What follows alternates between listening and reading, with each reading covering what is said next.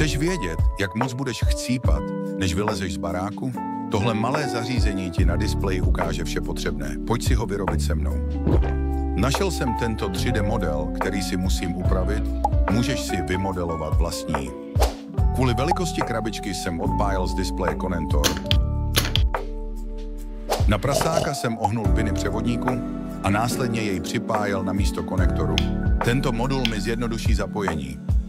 Pak už jen řezání a vrtání, otvory pro kabely a přístup k potenciometru na kontrast. Spojil jsem podstavec se zadní částí, přilepil mikrokontrolér a drátky nachystal k propojení. Nezapomeň na bužírky, ať se nic nevyskratuje. Teď už je to jenom na tobě. Program si můžeš všelijak upravovat podle sebe. Já si udělal takový. Kód najdeš v popisku videa. Nezapomeň hodit like, odběr a uvidíme se u dalšího videa.